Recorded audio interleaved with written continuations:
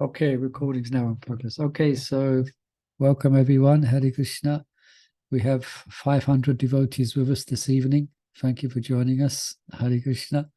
Perhaps a little bit less than that. And we're continuing reading from the Bhagavad Gita has just disappeared. Did it just disappear? Oh, Krishna. Being jinxed this evening.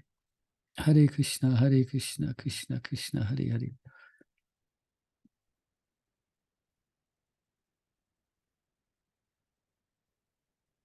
Hare Krishna, Hare Krishna, Krishna Krishna, Hare Hare.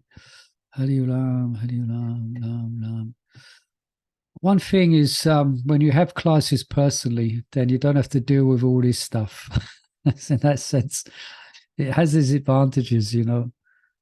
I have live classes, know, it kind of does. But then sometimes the microphone is a problem. Yeah, sometimes the microphone's a problem.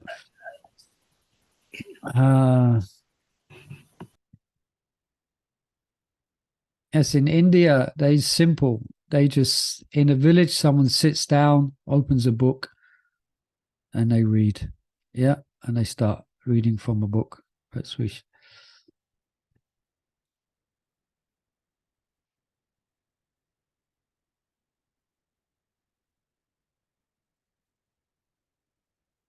Okay, here we are again. Shared screen, Hare Krishna. Quick, let's start reading before something happens. So, 7-Eleven. Okay. Okay, just get my few notes ready as well. Okay, someone like to read? 7-Eleven? Yeah, I'll read. Please move. 7-Eleven. Balam balavatam chaham kamaraga vijarjitam dhamma virudo bhuteshu kamosmi bharatarsabha. Yeah, just 1 second. There you go. Yeah. I am the strength of the strong, devoid of passion and desire. I am sex life, which is not contrary to religious principles. O Lord of the Bharatas, Arjuna. Purport by Srila Prabhupada. The strong man's strength should be applied to protect the weak, not for personal aggression. Similarly, sex life, according to religious principles, Dharma, should be for the propagation of children, not otherwise. The responsibility of parents is then to make their offspring Krishna conscious. Yeah. Okay. So, can anyone just give us a context? Let's just have a context review of why is Krishna speaking this verse? What's the subject he's speaking? Why has it been mentioned? We can, if we have access, you can look back at the previous verses. I think we've heard Vasaham Apsakuntayas. Yeah. Krishna explains I'm the taste of water. So I think it doesn't mean that if you want to be connected with Krishna, then you use your strength in the right way and you use your sex life in the right way, and then you will be connected with Krishna. But there's a way. It just means like the strength of the strong, devoid of passion and desire. So you won't find Krishna if you're engaging your strength in a passion or desire way. Or you won't find Krishna if you're using sex life outside religious principles. So it's just giving us like, the goalposts. Yeah, that's correct. And that's nicely explained. And that's correct. But I was more looking for the context of this, the thread of the conversation. So we'll just pick that up. Krishna, going back to text 4, explaining about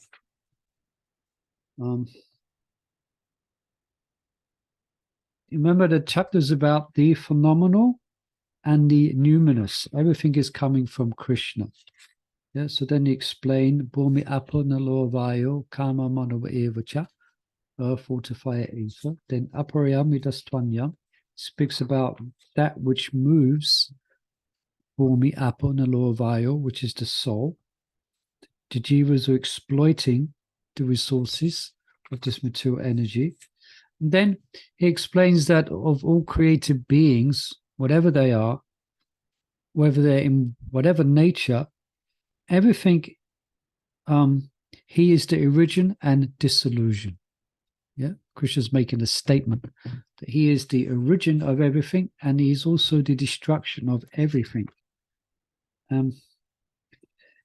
Then that verse describes how Krishna is the sustaining force of everything. And he gives a nice example, just like pearls are strung on a thread. So Krishna is the thread which holds everything together, which holds the whole of creation in its orbit. It's by his potency. Yeah. And then he begins to describe his vibhuti, or his manifestation of how he is the active principle. For instance, I remember he had that discussion, he's a taste of water. It's him who is the light of the sun. He's a syllable arm, etc. And sound and ether, and the ability in the artist, or the ability in man.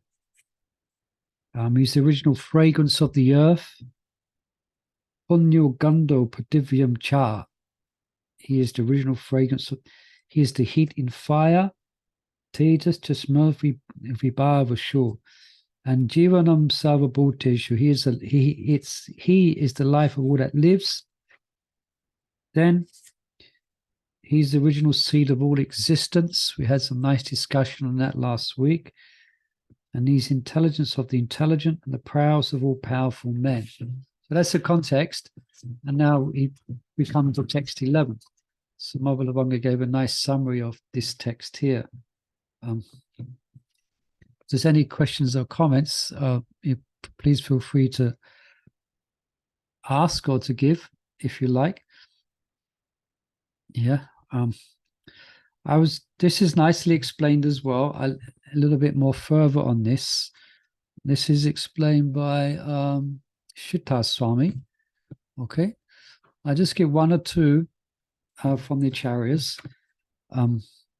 Rajas or passion is an active desire for things unattained. Okay. Attachment, though, is a passive emotion of the mind which incites the thirst for more of a desired object than already experiencing it. That's a nice description, isn't it? I don't know if it's nice, but I was speaking about lust. Yeah. It incites a thirst for more of a desired object after already experiencing it. Yeah. So when Lord Krishna states Kama Raga Vivajitaham, when he means devoid of passion, when it's devoid of that and attachment, he is explaining the nature of his strength. Yeah. So so obviously it's written here, devoid of passion and desire, that which is not thirsting for more of a desired object after already experiencing it. So in other words, Krishna is serene, sublime. It is a serene, sublime strength. This is Krishna's strength. It is serene, it is sublime, and empowers one to regularly perform spiritual duties without deviation or cessation. So that's referring to sex life, which is not contrary to dharma, to religious principles. He is that. Yeah. Yes. So he's devoid of all desires and attachments. Krishna is eternally full and powerful strength. Yeah. And there's others we could. Yeah. So this is Krishna. This is Krishna's strength. It's devoid of influence of what we are influenced by here in this material world. Yeah. When he exhibits strength, it is nicely explained. It is serene and sublime strength. So perhaps we can remember that, yeah? Krishna's strength is serene and sublime. Yeah. It's a good verse to know, good verse to quote. Dharma virude bhuteshu kamoshmi pradashapa. So here's sex life, which is not contrary to religious principles. And we know about that. We've studied Prabhupada's books, and Prabhupada gives directions of that. It's called Garbhadan Samskara. Yeah. Where it's done according to dharma, according to religious principles. Yeah. Normally it's, we know sex life is normally engaged in not according to religious principles. Yeah. Hare Krishna. Is it okay, my usual request, if someone could put on a camera, one or two of you? Otherwise, I'm speaking to a computer. I want to see a person's Jai. Thank you. Hare Krishna. That's better. Hare Krishna. Yeah, I can give an example of this, which I experienced. One time I was in a temple and I was, as head pujari, a couple wanted to see the head pujari, young couple. And I was quite intent upon seeing the head priest, So I came down into the temple room and they approached me in a very humble way. They gave me a gift. They, as they do culture, they went and touched my feet, And then okay, so how can I be of service? And with folded palms like this, then the wife said, please can you bless us? We are going to do Garbhadan Samskara. In other words, they're going to, engage to produce children. Yeah. But they come to ask the blessings of the priest. And that is the culture. That is what's done. It should be in a sattvic and environment. It's approached as a very religious sattvic activity. Yeah, it's a religious activity. Yeah. Then if I can, so that was quite refreshing for me and I was, what blessings can I give? I was just so happy to experience that aspect of our Vedic culture, And then and then I had a couple of weeks later, I won't mention the name, of course, but one devotee of mine, friend, came to me and he said, please, can you bless me? I said, why do you want blessings? He said, because my wife is pregnant. I said, you're supposed to ask me for blessings before, not after. Said it in a light-hearted way. I said, our culture is of course, yeah, Hare Krishna. Of course, I don't want people coming up to me all day asking for blessings for that. But it's just an example, just of the very nice to see that. Yeah. Okay, Hare Krishna. Any questions on this? It's a very serious responsibility for parents, to bring up in bringing Krishna conscious children into the world.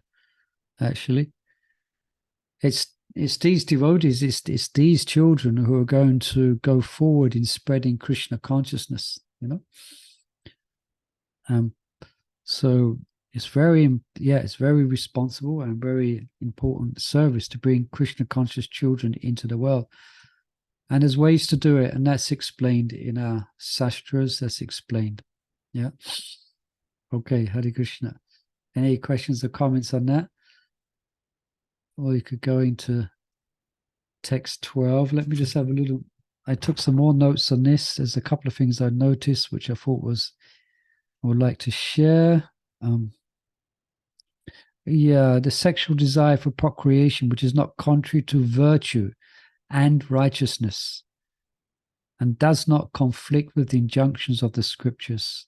Yeah, that is Krishna. Yeah. Okay, Hare Krishna.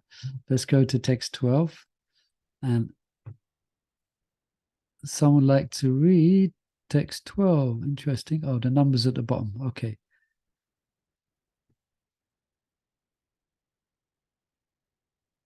We need a reader. Go ahead, Mother. I can't hear. I can see your hand raised, Mother guys, but you have to unmute. Okay, let me try to read this. Hare Krishna. Yes. 12. Hare Krishna. Ye chaiva satvika bhava rajasastamashash chaye matta eviti tan vidhi natvaham te shrute mayi. Translation. Know that all states of being, be they of goodness, passion, or ignorance, are manifested by my energy. I am, in one sense, everything, but I am independent. I am not under 1 second. There you go. I am not under the modes of material nature, for they, on the contrary, are within me. Purport. All material activities in the world are being conducted under the free modes of material nature. Although these material modes of nature are emanations from the Supreme Lord, Krishna, he is not subject to them. For instance, under the state laws, one may be punished, but the king, the lawmaker, is not subject to that law. Similarly, all the modes of material nature, goodness, passion, and ignorance, are emanations from the Supreme Lord, Krishna, but Krishna is not subject to material nature. Therefore, he is nirguna, which means that these gunas or modes, although issuing from him, do not affect him. That is one of the special characteristics of Bhagavan, or the Supreme Personality of Godhead. Hare Krishna. Hare Krishna. Thank you. Okay. All right. So, Krishna, any immediate questions here? Perhaps if someone could, perhaps in their own words, just like Mother Lavanga just did very nicely, perhaps in your own words, you could give a little what's being explained here, a little synopsis. Mother Gaia, you can try. You just read. Perhaps it's interesting that he can do whatever he wants, Yeah. because he's not subjected by the gunas. No, he's beyond. He's not material. So that's what stood out most for me. Yeah. He is. Let's go back to the verse. Yeah. So that all states of being, whether goodness, passion, ignorance, are manifest by my energy. Yeah. So, for instance, what's some of the symptoms of goodness that we know? Is it knowledge? Knowledge, yes. And other things, goodness. If someone's in a mode of goodness, what do you... Cleanliness. Cleanliness. So cleanliness, knowledge. Dutifulness. Dutifulness, yeah. Tolerance, patience. Tolerance, patience, yeah.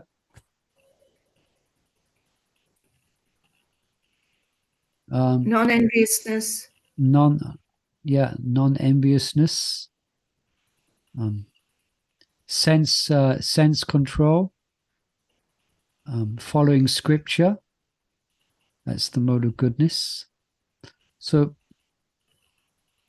all that is Krishna's energy. It's all, but not only that, it's all manifest of Krishna. But what about the mode of passion? Also, what would you, some words to describe the mode of passion? Chivalry. Huh? Kshatriyas or chivalry. Chivalry. So Kshatriyas, yeah, generally the designation of a Kshatriya is that normally designated as the as being the mode of passion. Yes. Except that chasing desires. Yeah, chasing desires, as we read earlier, like never satisfied, isn't it? Never satisfied, always wanting more and more and more, bigger and bigger and bigger. So this material world, or the material ethos, is the mode of passion. Yeah. To the extent that it's actually devouring the whole planet. Mode of passion. People want more and more and more. But that's also what Krishna is saying here. That's manifest by his energy. Yeah. Let me just read a little bit here. Lord Krishna states that the three modes which result from the actions of all living entities, being the serene, sattvika, the mode of goodness, who have control of their minds and bodies, as well as rajasika, the modes of passion. Another man of passion is pride and desire pleasure, and tamasikas. So what's some of the symptoms of tamasa, of ignorance? Sleep, intoxication. Yeah. Anguish, despair, delusion, madness. Yeah. Yeah. Described there in the 13th chapter. Yeah. So they all manifest by Krishna's energy. Yeah. But what's being mentioned here is that he is independent. Yeah. Surat. That's mentioned in the first verse of the Srimad Bhagavatam. That he is Surat. He is not affected. Although he is, everything is coming from him, he is above everything. And he is not affected. He is independent. Yeah. What's the word for independent here? Interesting. It's not in the word for word. Prabhupada uses it to help us to understand. They try to know. Yeah. I am not under the material modes of nature. They, on the contrary, are within me. Yeah. And then Prabhupada gives a nice example. Yeah. Here describes about the lawmaker. For instance, so under the state laws, one may be punished, but the king, the lawmaker, is not subject to that law. I guess to some degree, Prabhupada's given an example here, but in extreme, yeah, I guess there's some persons who are acting as lawmakers. They may also become breakers of the law as well. But generally, they're not subject to the laws which they are implementing or the others are governed by. Is that what? Yeah.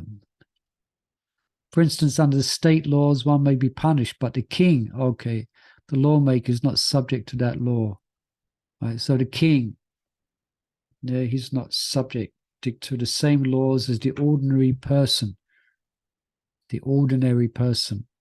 Yeah, the king is free to move and come and go wherever he likes. He has free domain. So Krishna, like that, he comes to the material world, but he's not affected. Yeah. He's not subject to material nature. Yeah. So therefore he is nirgun, means he, Prabhupada says it here, that it does not affect him.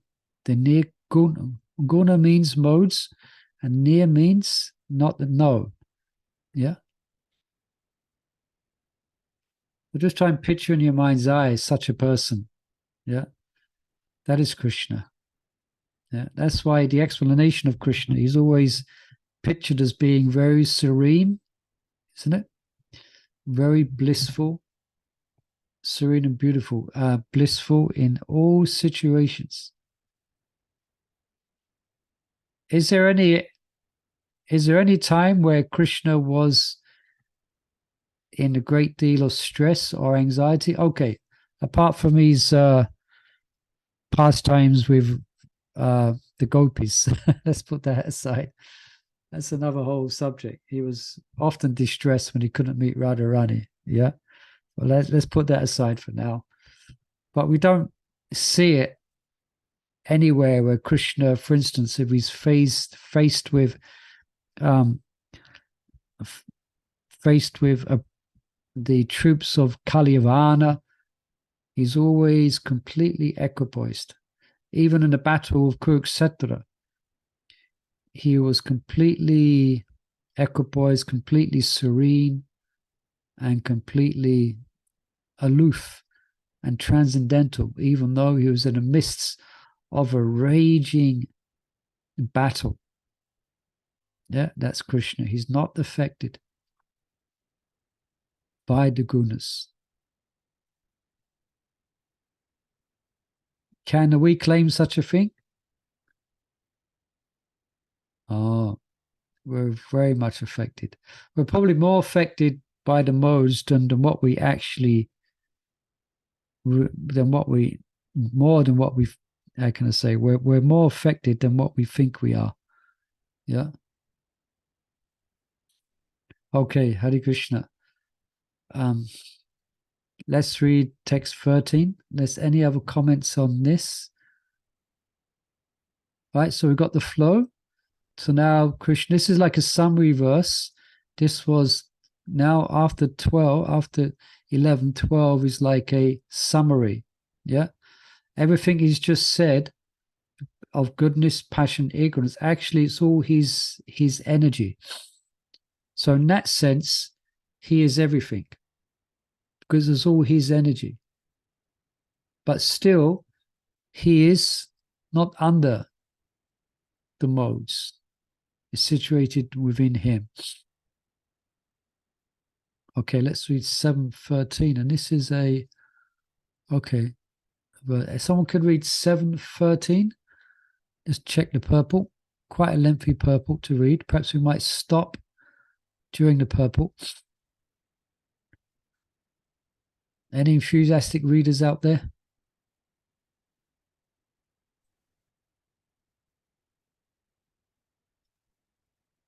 The Gaia is there to read.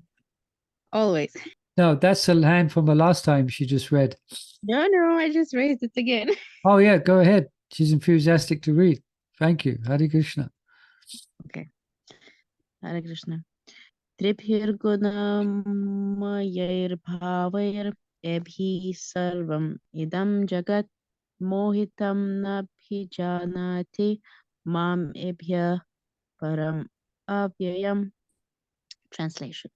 Deluded by the three modes, goodness, passion, and ignorance, the whole world does not know me, who am above the modes and inexhaustible. Purport. The whole world is enchanted by the three modes of material nature. Those who are bewildered by these three modes cannot understand that transcendental to this material nature is the Supreme Lord, Krishna.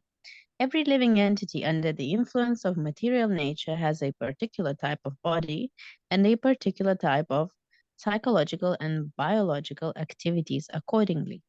There are four classes of men functioning in the three material modes of nature. Those who are purely in the mode of goodness are called Brahmanas. Those who are purely in the mode of passion are called Kshatriyas. Those who are in the modes of both passion and ignorance are called Vaishyas. Those who are completely in ignorance are called Shudras. And those who are less than that are animals or animal life. However, these designations, these designations are not permanent. I may be either a Brahmana, Kshatriya, Vaishya, or whatever. In any case, this life is temporary. But although life is temporary and we do not know what we are going to be in the next life, by the spell of this illusory energy, we consider ourselves in terms of this bodily conception of life. And we thus think that we are American, Indian, Russian, or Brahmana, Hindu, Muslim, etc. And if we become entangled with the modes of material nature, then we forget the Supreme Personality of Godhead. Sorry, that was too quick. Right. And who is behind all? Thank you. These modes. So Lord Krishna says that living entities deluded by these three modes of nature do not understand that behind the material background is the Supreme Personality of Godhead.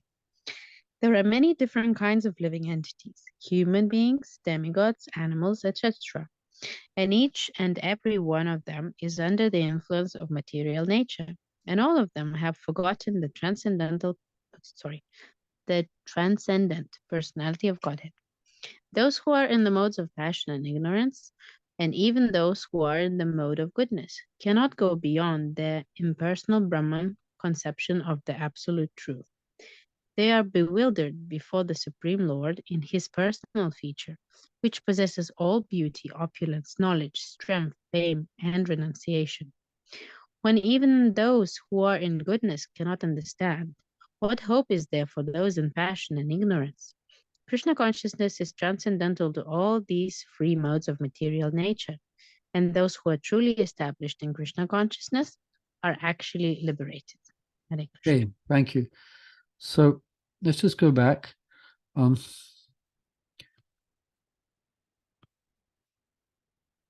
So in essence, what's being explained here, or someone could say in essence what's being explained. Give a little again, if you was explaining it in your own words. That people who are under the three modes of material nature cannot know Krishna because he is above the modes. I'm just saying what it says there. I'm not really. Sometimes it helps. Sometimes it helps. Even if it helps us to memorize it a bit more, even like express it in your own way. But yeah, go on, carry on. Yeah. So people who have not come in touch with basically the Maha Mantra or devotees, Yeah. they're not in touch with Krishna because they're not in touch with that transcendental sound vibration.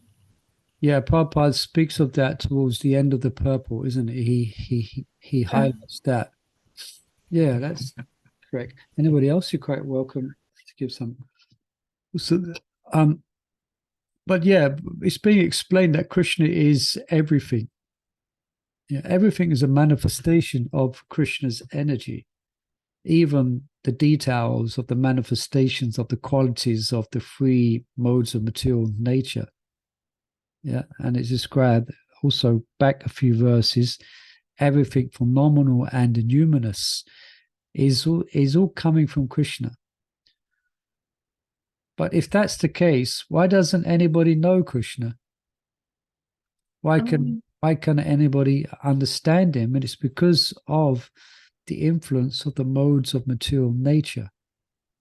Yeah, the whole world does not know him, although the whole world is actually Krishna. It's a manifestation of his energy. He is situated everywhere. Yeah. So that's the influence of the modes of material nature. And that's described here. And then Prabhupada expands on this as well, which is it's prominent always, but seems more prominent today, where it seems persons in the world are very much identifying with their particular country, their particular religion, etc., isn't it? That's all because they're influenced by the modes of material nature. So how can one possibly really, really understand God? Yeah. If one is thinking that one is American. That's why one should be, was a word for being free from all material designations. Sarvopadi. Yeah. Sarvopadi means to have a full sense of designation. Like we are American, Indian, Russian. Or you could say we are Russians there. Russian. I'm a Russian. I come from Ukraine. I think we have Mother Lucia with us. She comes from Ukraine. Hare Krishna. Or at least her body comes from Ukraine. Ukrainian, Russian. What's another two fighting identifications at the moment? Israeli, Palestinian. Yeah, I'm Israeli. We're speaking about this the other day as well. I'm Israeli, I'm Palestinian. And it's very, people get quite emotional. Yeah, based on the bodily concept of life. I'm Hindu, I'm a Muslim. Yeah, this is all. Or even like I'm Jewish. I'm all of it. Yeah. Yeah. So that's a role this is a common thing that this is a good preaching point to people that you meet, whether at work or family or friends, especially at the moment. People will have an ear for this when you start explaining that actually God is not a Christian. Sometimes I explain it like that. God is not a Muslim. We are not Christians. We are not Muslims. And at first they look at you, they can't understand what you're saying. And they say, no, these are all temporary designations. One may be Hindu in one life and a Muslim in the next, or Muslim in one life and a Hindu in the next. One may be a Jew in one life and a Muslim in the next life. American, Russian, etc., etc. Yeah. So that this is blinding us. Prabhupada has used the word, yeah. Then we forget the Supreme Personality of Godhead, who is beyond all the three modes. Yeah. And Prabhupada here gives speak the psychological and biological activities accordingly. Then he speaks about the brahmanas. They're purely in the mode of goodness, purely in the mode of passion. And the Vaishyas, interestingly, have a mixture, passion and ignorance. And those are completely in ignorance are called Sudras. Now, it may be that someone is a Sudra, but if they're a devotee, they are transcendental. Yeah. They may be acting in the Varna ashram as Sudra, as Kshatriyas, just like Arjuna. He is an unadulterated devotee of the Lord.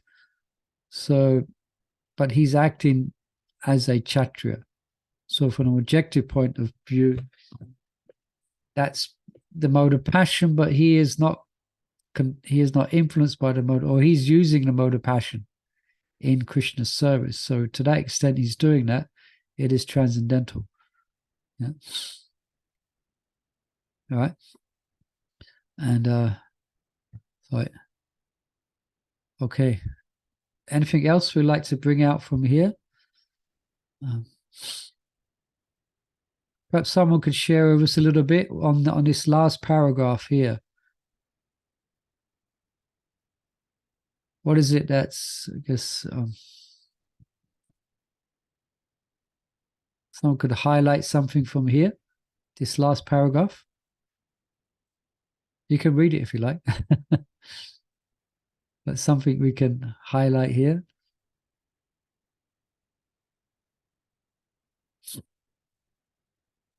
That only by Krishna's mercy can we even try to understand him. There's no. Yeah. Where does it say that exactly? It doesn't really say that. Well, it means it. Okay. Yeah. There's no hope to achieve any sort of understanding of him through personal efforts. It's only mercy. That's all I read. That's nice. Yeah. Those are the motivation that because they are bewildered before the Supreme Lord. Yeah. This will strength. Yeah, those when even those in mode of goodness cannot understand. So what hope is there? So therefore Mabhagaya is making that comment that it's only by Krishna's grace that Krishna consciousness is transcendental to all three modes of material nature. Now we may not be always transcendental to the three modes of material nature. Yeah. It might also mean that no amount of material achievement qualifies us to know anything about the Absolute, who is beyond material. Yeah, that's very nice. Yeah. So we have to become. So how do we transcend the modes of material nature? By entering the Shuddha Tattva, go beyond the three modes into the Shuddha Tattva, the pure goodness. All right. Yep. That's but let's go back a bit. Prabhupada says in the 14th chapter, which is the three modes of material nature, he describes in the first verse, the first purport of chapter 14, how the modes, he describes, this chapter explains how the modes of nature can give liberation. Yeah, so what is he meaning by that statement? You got it? He says in chapter 14, text 1, yeah, that the modes of material nature, by knowing the modes, they can use them. One can explain, by the modes of material nature can give one liberation. A bit of a trick question. So Maharaj Kishore has gone straight to the kind of obvious answer. Because to be liberated from material nature, you have to be in material nature. Yeah, it's like using a thorn to take a thorn. Okay. You understand? So, okay, so we understand we have to transcend the three modes of material nature. But which mode do we use to actually transcend? Mode of goodness. Mode of goodness, yeah. Mode of goodness. And how do we, say if we're in the mode of passion or ignorance, how can we be in the mode of goodness?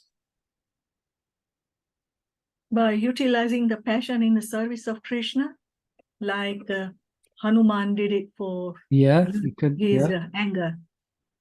Yes, yes. I'm looking for something else here. Chapter 14 and further on as well explains the symptoms of the modes. Go on. So you just follow the Shastra. Yeah. You follow, but what's in the Shastra? That's what we're saying. Yeah, I don't know. You know, the what the rules are for your particular Varna and ashram. Yeah, that's going in the right direction. Simply put, for instance, we may feel restless. In other words, we may feel the influence of the mode of passion. We may feel envious or lusty, the influence of the modes of ignorance. Yeah. So what can we do that particular, can I dare say, apart from chanting Hare Krishna, I dare say that, but what can we do in order to come to the mode of goodness if we're feeling the influence of the mode of ignorance and passion? And the obvious answer is chant Hare Krishna. Chant Hare Krishna. That means that the reason why the details of the mode of goodness is described in the 14th chapter and also in the 11th canto and also in other places, it describes in detail foods, what food is in what mode, what work, etc. So that means we choose to do something sattvic, even though we're feeling influenced by the lower modes. Then we do something sattvic. And by associating with the activity, we will invoke the mode of goodness within us and dispel the lower modes. A simple explanation is, if you're feeling that you cannot sit down to chant your rounds, you are distracted for one reason or another. And so one of the things you might do to help you to concentrate is to clean the pots that you didn't clean, or clean the dishes that you didn't clean. Create the mode of goodness in your environment, and by associating with that, then you will feel peaceful, more sattvic. You understand? So, in order to, if we're in the low modes, then we do things because that what Mother Vangalataka said, then we identify what is a mode of goodness, and we deliberately do those things in a mode of goodness, and then we'll invoke the mode of goodness within us. Of course, if you can chant Hare Krishna without the fence, you don't have to worry about all this. You just transcend. Yeah. But a more achievable platform for us for most of the time. And that's what we do as devotees. We try to live in the mode of goodness. Yeah, we try try and rise early in the morning, take shower, and be regulated, etc. Yeah. And it works the other way as well. If you are in a mode of goodness, of course, one mode is always fighting for prominence. That's described in the 14th chapter as well. So what is it that sometimes we're in a mode of goodness, isn't it? And then sometimes we're not. So what happened?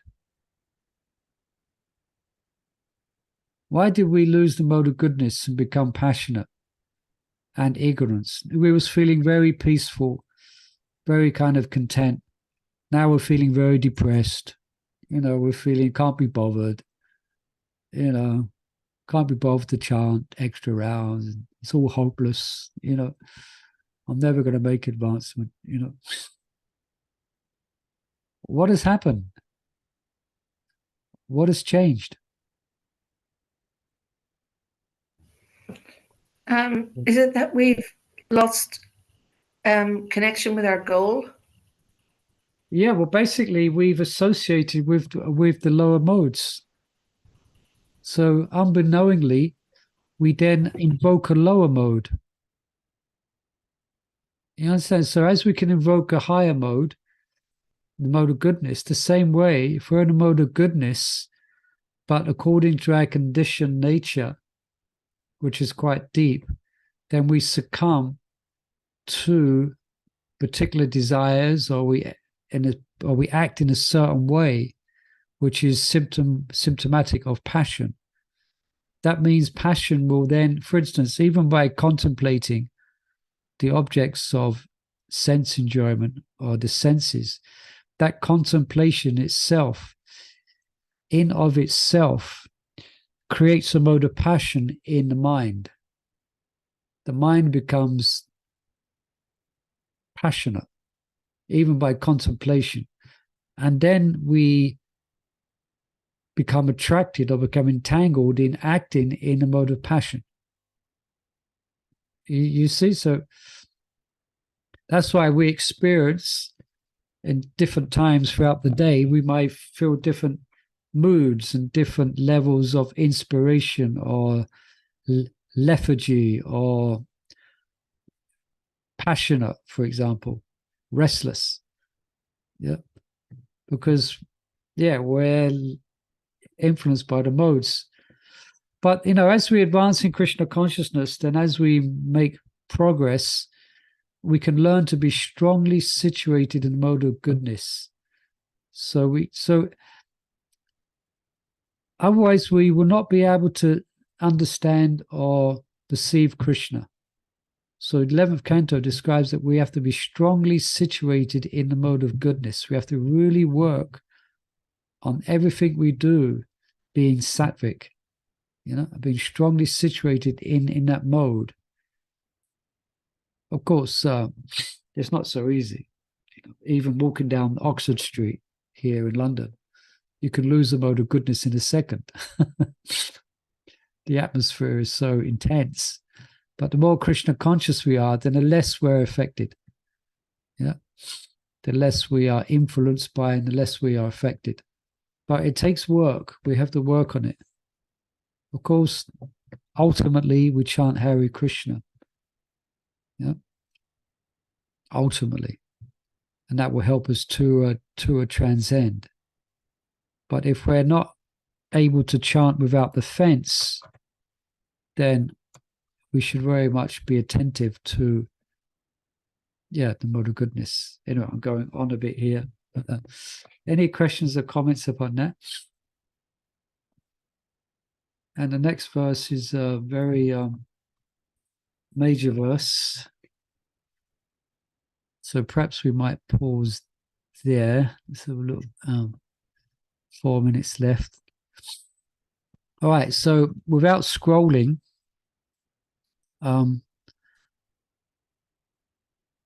what is the next verse? It's a very important verse. This verse describes how to overcome the modes, actually, apart from what I've just said. Ultimately, as Mother Shama Sundari correctly said, Radhisham, she said, the first word is Deva. Devi Esha Gunamayi Mama Maya Duratyaya. And Mum? Mame Vaye Prapadyante Maya Metam Tarantite. Yeah, I was just about to say, Mother Rajkishore will know this verse. And then she said it. Yeah. So, okay. So then we want to know how to overcome these modes. It's an obvious question. Okay, if everything is Krishna, the whole material manifestation is Krishna, it's all these energies, but we are deluded by these modes. Yeah. It's so difficult. Duratyaya means very, very difficult to overcome. So how do we overcome it? Well, we have to give up and surrender to Krishna. Yeah. Hands up if you know this verse. Hands up if you know of it. Hands up if you've heard it before. I guess there's only, I can see they've got the camera off, but yes. So it is very difficult. But those who surrender unto me can easily cross beyond it. Now, yeah, no, we won't read it yet. Let's save it for tomorrow. It's a long purple. Yeah. All right. Let's leave it on a cliffhanger. Yeah. So let's leave it there. And we can hear about this tomorrow. I think the Prabhupada will explain somewhat the process of surrender here. Anyway, let's leave it to tomorrow. All right. So think of that. Today's some homework. You can, if you want to be in a mode of goodness, check your bedroom, check your front room, check your drawers where you keep your clothes, check your environment, and try and live like that. Okay. Okay, everyone. Hare Krishna. Thank you for being with us for this hour. We started a few minutes late. But yeah, please join us tomorrow, and we'll continue with chapter 7 of the Bhagavad Gita, 7:14 tomorrow. Also, what you can do, you can read through it in your own time and perhaps note down some questions or something that you want to bring out. Yeah? A little bit of homework you can do. Just read through what you can do is you can read through let me just bring something up here.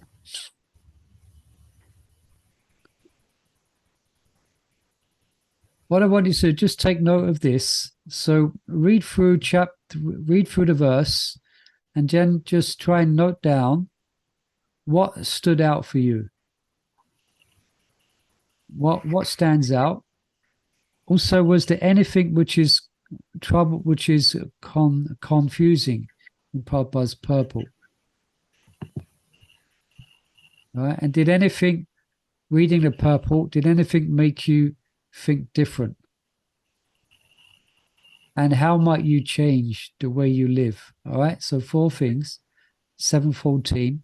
What is it that stands out for you in this verse and purport? Is there anything confusing? Did anything make you think different? Or how might you change the way you do things? All right, so have a go at that, and we'll discuss and we'll have a look tomorrow, okay? So thank you for your kind attention. Hare Krishna. Hope you don't mind that. A bit of homework. You can have some fun with that. And we'll discuss tomorrow, yeah? Okay. Hare Krishna. Hare Krishna. Hare Krishna. Krishna. What I do is I share these 4 things with Mother Sahachari, and she can share it on your group. Yeah? Okay? Hare Krishna.